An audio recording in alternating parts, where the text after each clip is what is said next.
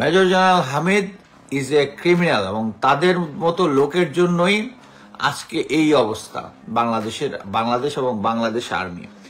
আপনারা কিন্তু আমাদের ভিতরে গাদ্দার এত বেশি তারা নিশ্চিন্তে এই মুজিব নিশ্চিন্তে পার হয়ে গেছে। আর আমি অবাক হব না যদি সে ইন্ডিয়ান এম্বাসিতে অ্যাসাইলাম নিয়ে থাকে, কারণ সে তো তাদের এজেন্ট ছিল। আমাদের কি বুঝতে হবে, বাংলাদেশ এখন একটা ক্রান্তিকালে যাচ্ছে। ক্রান্তিকাল মানে হচ্ছে বাংলাদেশের প্রেসিডেন্ট রাষ্ট্রপতি শাহাবুদ্দিন ছুপুর থেকে শুরু করে, ছুপু তো ছিল হচ্ছে মুজিব বাহিনীর লোক, মুজিব বাহিনীর সব হচ্ছে ভারতীয় রয়্যাল এজেন্ট থেকে শুরু করে যারা যারা আছে আমাদের অস্ত্রপৃষ্ঠের মধ্যে সব ভারতীয় এজেন্টরা আছে, এবং এই জিনিসটা এখন ক্লিনজিং করতে হবে। মেজর জেনারেল হামিদ ডিজিডিজিএফআই, উনি 22 সাল থেকে এই পদে আছেন আমার যদ্দূর মনে পড়ে। এই সময়ে কতগুলো ঘটনা হয়েছে, আন্দোলন হয়েছে, নির্বাচন হয়েছে, এই সবগুলাতে উনি ফ্যাসিস্ট সরকারকে সহায়তা করেছে। তারপরে উনি ভালো মানুষটা কেমনে হয় এটা আমি বুঝলাম না। ব্রিগেডিয়ার নিশাত জাতীয় পার্টির অফিসে ঢুকে এই করেছে সেই করেছে। ইভেন যখন কোটা এই আন্দোলনটা চলমান আন্দোলন যখন চলে, নাহিদুল ইসলাম যে কোটা আন্দোলনের সমন্বয়ক তাকে তুলে নিয়ে গিয়ে ডিবিকে হ্যান্ড ওভার করেছে এই নিশাত, এটা নিয়ে সবাই আমরা জানি। তারপরেও তার বস যে আছে সে ভালো মানুষ। সিটিআইবি হচ্ছে যারা আয়নাঘর চালায়, মানে জয়েন্ট ইন্টারোগেশন সেল, এটা যারা চালায়, তার মানে এটার বস হচ্ছে হামিদ স্যার ভালো মানুষ ক্যানট বি সিম্পল। আমি প্রথমেই বলি, আমি ওনাকে যখন আমি একদম ক্যাপ্টেন লেফটেন্যান্ট অবস্থায় আমরা একসাথে সিলেট ক্যান্টনমেন্টে চাকরি করেছি, উনি আমার ইনস্ট্রাক্টর ছিলেন একটা কোর্সে, ক্লোজলি দেখেছি।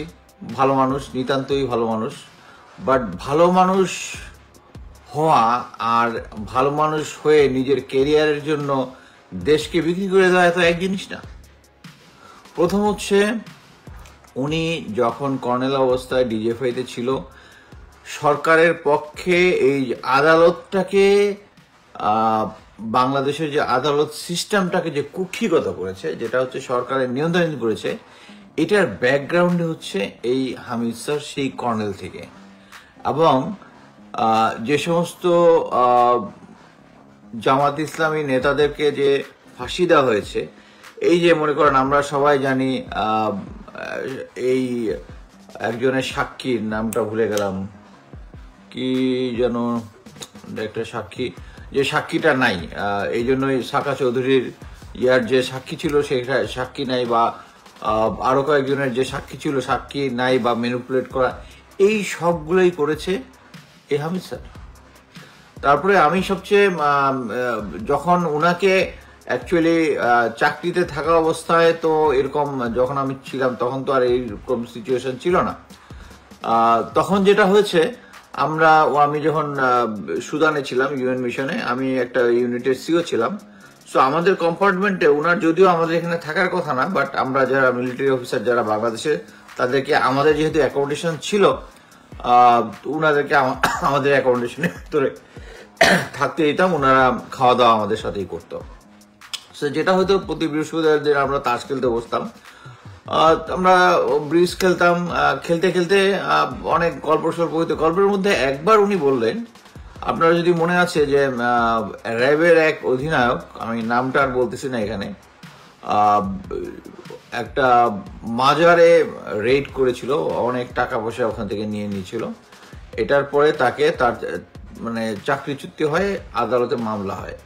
উনি হঠাৎ করে বলল যে ওই মামলাটাকে উনি যেহেতু মানে কোর্টের উপরে তার একটা কন্ট্রোল আছে, উনি ওখানে গিয়ে ওই ফাইলপত্র একদম কোল্ড স্টোরেজে রেখে দিচ্ছেন, যাতে আগামী 10 বছরে ওই ফাইল আর উঠবে না, মানে ওই কেস একদম ধামাচাপা দিয়ে দিচ্ছে।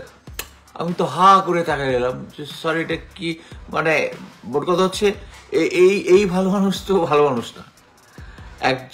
একটা চোর, থিফ, যার চাকরি গেছে এটার জন্য, তার ফাইলটা তার আদালতে, যে যাদের টাকাটা মারছে, জনগণের টাকাটা মারছে, তারা করবে, উনি আদালতকে ম্যানিপুলেট করে ওই অফিসারটাকে বাঁচাই দিলেন কেসটা থেকে। এর মধ্যে উনি এই 2022 থেকে এই পর্যন্ত আর অনেকগুলো চিঠি আসছে, দেখলাম উনি লেফটেন্যান্ট কর্নেল থাকায় কয়েকটা ওয়ার্নিং খেয়েছেন। এই ওয়ার্নিং গুলা লেফটেন্যান্ট কর্নেল থাকার ওয়ার্নিং থাকার পরে এই পর্যন্ত মানে আওয়ামী লীগ সরকার এতই গাব যে তারা এরকম একজন আওয়ামী বিরোধী লোককে আইনা তাদের ডিজি হয়ে বানাইলো। আর এইটা দিয়ে সেই এর আগে 2024-এর নির্বাচনটা করাই ফেললো। It's not.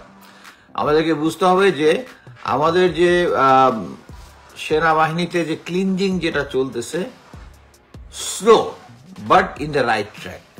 এখন পর্যন্ত কাউকে ভুলে কারো দোষ নাই এবং তাকে দোষী সাব্যস্ত করেছে এরকম হয় নাই, বরঞ্চ এটা আরো ফাস্ট করা উচিত ছিল। এখানে প্রাক্তন 3জন ডিজিডিজিএফআই কে একসাথে ফোর্স রিটায়ার করা হয়েছে। একজন হচ্ছে lieutenant general Tabrez Shams, lieutenant general Saiful Alam, আর এটা হচ্ছে মেজর জেনারেল হামিদ। সো এখানে নিয়ে আমাদের কোনো ডাউটের কিছু নেই। এখানে আমি আরেকটা জিনিস বলি, হামিদ স্যারকে পিক আপ করছে যখন সে পাকিস্তানে একটা কোর্সে গেছে। পাকিস্তানে ওনাকে কিছু স্পেসিফিক টাস্ক দেওয়া হয়েছিল, এটা আমি অ্যাজিউম করতেছি, এবং তখনই তার সাথে ক্লোজলি তাকে বোঝা যাচ্ছিল যে সে এখান থেকে পিকড আপ হয়েছে। ওইটা যাওয়ার পরেই, পাকিস্তান থেকে আসার পরেই তিনি ফটফট করে উঠে গেলেন। ওনার কেরিয়ার এমনি খারাপ ছিল না, ভালো ভালো জায়গায় পোস্টিং করেছেন, কিন্তু উনি এই কাজগুলো করেছেন যে সরকারের পক্ষে যে সমস্ত জিনিস উনি নিজে ভালো হয়ে থাকতেছেন। এখন ব্রিগেডিয়ার নিশাদ গিয়ে মনে করেন ব্রিগেডিয়ার নিশাদ বা যে কেউ এই যে ইসলামী ব্যাংকের যে ইয়াগুলা কি বলে ব্যাংকের যে জবরদখল টখল এগুলোর মধ্যে তো ডিজিএফআই ছিল। আমার টাইম ইয়াটা মনে নাই, বাট ডিজিএফআই ছিল। ব্রিগেডিয়ার নিশাদ সম্বন্ধে তো অনেকগুলো আমি পোস্ট দেখছি, জুলকারনাইন স্যার অনেকগুলো পোস্ট করেছে যে ব্রিগেডিয়ার নিশাদ এই করেছে সেই করেছে। আমি ব্রিগেডিয়ার নিশাদকে অ্যাকচুয়ালি সে যখন আর্মিতে ঢুকে নেয় তখন থেকে আমি তাকে চিনি, তার বাসায় গিয়েছিলাম এই ইভেন্ট। আমি যখন লেফটেন্যান্ট সেকেন্ড লেফটেন্যান্ট, তার ভাই ছিল, বড় ভাই ছিল আর্মিতে, তার সাথে গিয়েছিলাম। এই ছেলেটা হঠাৎ করে এইভাবে হবে মানে মনস্টার হয়ে যাবে, তো আমি নিজেই বুঝি নাই। এনিওয়ে, এই মনস্টার যেতগুলো আছে সবগুলা হচ্ছে হামিদ স্যারের আন্ডারে, আর হামিদ স্যার হচ্ছে ভালো মানুষ। এটা কি কোনোভাবে যায়? আপনারা কি বিশ্বাস করবেন? আমি বিশ্বাস করব না। এবং আমি একটা জিনিস আপনাদের কাছে যত তথ্য উপস্থাপন করি, যেটা আমাদের ডাউট থাকে আমি বলে দিই যে এটা এখন আমি ভেরিফাই করতে পারিনি, বাট স্টিল আমি শেয়ার করতেছি। But major general Hamid is a criminal, এবং তাদের মতো লোকের জন্যই আজকে এই অবস্থা বাংলাদেশ এবং বাংলাদেশ আর্মি। আপনারা এই 5ই আগস্টের আগের দিন পর্যন্ত বাংলাদেশ আর্মিকে আপনারা কি চোখে দেখেছেন শুধু ওই জায়গাটা মনে করেন। আমি নিজে ইউএন হেডকোয়ার্টারে দাঁড়াইছি বাংলাদেশ সেনাবাহিনীকে যেন ইউএন পিসকিপিং ফোর্স থেকে ইয়া করা যায়, বিং 28 বছর চাকরি করছে আর্মিতে। কি কারণে? কারণ তারা জনগণের দিয়ে গুলি করতেছে। এই সময়গুলাতে এই লোকগুলা, এই ফোর্সগুলা, যখন এই কোটা আন্দোলন চলতেছে, ব্রিগেডিয়ার নিশাদ গিয়ে ছাত্রদের এই যে নাহিদকে তুলে নিয়ে এসে ডিবির কাছে হ্যান্ড ওভার করছে, আরো কয়েকজনকে নিয়ে চোখ বেঁধে নিয়ে আসছে তারা। আর এই কাজগুলা কি মানে হামিদ স্যারকে না জানিয়ে করেছে? হতেই পারে না। এবং ডিজিএফআই ক্লোজলি কাজ করেছে কার সাথে? ভারতীয় রয়ের সাথে। তাদের রয়ের অফিস আছে ডিজিএফআই অফিসে।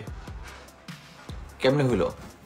এই যে দেখেন, নর্মালি যে কোনো একটা বিপ্লব হওয়ার পরে যারা এটার সাথে জড়িত ধামধাম করে কিন্তু প্রসিকিউট হয়ে যায়। এইবার কিন্তু এটা হয় নাই। এই জন্যই কিন্তু ভারত এখনো তাদের তেজ দেখাচ্ছে। নাহলে আপনারা চিন্তা করেন যে এই 5 তারিখের পরেই কিছুদিন পরে আপনারা নিউজ দেখেছেন না যে ইন্ডিয়ান ভারতীয় একটা বিমান এসে 250 লোককে নিয়ে চলে গেছে তাদের। এরা সবই ছিল এদের এজেন্ট, এবং এটা অ্যারেঞ্জ কে করছে? লেফটেন্যান্ট জেনারেল মুজিব, বরখাস্ত লেফটেন্যান্ট জেনারেল মুজিব। সে সেনাবাহিনীর একটা আন্ডার কনস্ট্রাকশন, মানে অলরেডি কনস্ট্রাক্ট হয়ে গেছে কিন্তু লোক ওঠে নাই, ফার্নিচারও আছে, ওইখানে সে 250 লোককে রাখছে ক্যান্টনমেন্টের ভিতরে।